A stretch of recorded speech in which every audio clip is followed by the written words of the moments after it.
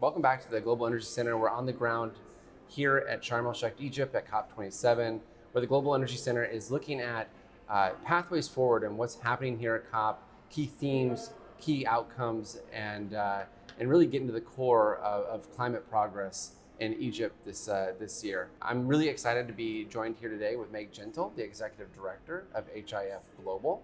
Of course, we know from a perspective, the governments are coming together, NGOs are coming together. It's a broad coalition of folks here in Egypt thinking about the climate crisis, but industry has a massive role. And we're really interested to hear from you, Meg, just in terms of what HIF is doing, what your expectations are from COP this year. So Landon, thanks first for having me here, and thank you for the Atlantic Council for having such a presence at COP27. It's actually my second year here at the COP summits, and it's been incredible to see how the private sector is getting more and more engaged. And it's definitely a harbinger for success on implementation. I think implementation is a really important and key theme of this COP. Right. And we need, policy and government to continue to be active to create the incentives for the private sector to really come in. And as Secretary Kerry was saying earlier today, it's really going to be trillions of dollars that have to come from the private sector. Some are even estimating $5 trillion a year needed in investments in energy to achieve some of our decarbonization goals. And so we're really here to raise the profile on, incredible, real ways that we can have successes on decarbonization.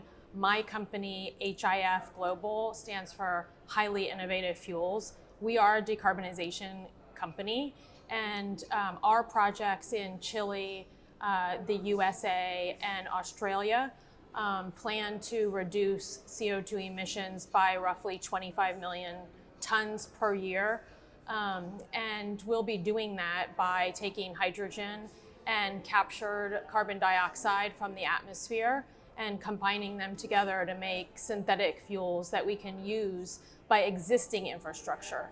So these are fuels that can be used immediately. This is a solution for today that will create the hydrogen infrastructure and also reduce CO2 and make major investments in CO2 reduction from the atmosphere that is going to transform the way we think about carbon as a source of energy. That's really exciting. So innovation is at the core of your business model. I think implementation as a core theme of COP really translates into application. So what you're talking about in terms of drop-in fuels isn't just a feature, you're talking about actual application. And what's happening with HIF right now in terms of how you're moving that forward and bringing new products to market? Yeah, so glad you asked that, in fact, because there are so many incredible ideas here in Egypt this year. And we can show that e-fuels, this synthetic fuel e-fuels, this is happening now. So in 1 month, we will start e-fuels production in our small plant in Chile. Cool. And so e-fuels will be coming to the market. We have about a year's worth of engineering to do on a similar plant in Texas. Okay. And then we'll be starting construction on that facility to bring a commercial scale plant in Chile and in the US into production in the 2026 time period. So these are major construction projects, each roughly $6 billion of capital investment. Wow. And we have to spend the next year to get it right so that we can scale up.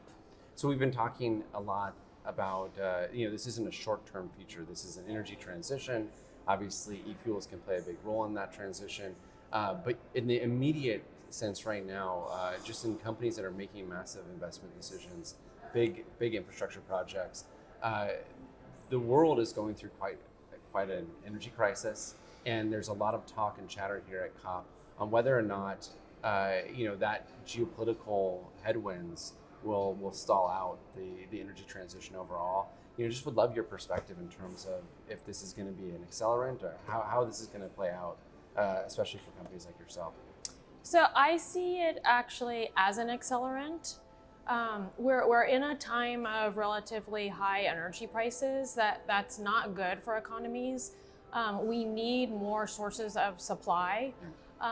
The more we can use renewable energy in places where we haven't been able to before, will bring new sources of energy supply from more politically safe environments. Chile is actually an incredible example of that because the wind resource in Patagonia is the best wind in the world, but there's not population to consume that electricity. So we're going to be able to generate wind power and make it into hydrogen and further process that into liquid fuels that can go on a ship and be delivered, in Chile and in Europe and in, anywhere in the world. So that's a, major new supply source of fuels that are identical to the fuels that we use today. They're just made synthetically from recycled CO2 rather than pulling new fossil out of the ground. So we leave some fossil in the ground and replace it basically with renewable energy. And so even though we are in the midst of, supply uncertainty in a lot of places, certainly the war in Ukraine has had such a major impact on Europe, which has taken a little bit a step back on carbon reduction because we've had to rely on, some old coal plants to make sure we have enough supply. I think that over time we're giving, more support to the importance of, not only transition, but transition in a way that provides energy security to all of our communities. Well, Meg, I think it's awesome to see incredible innovation coming out of the corporate side and industry.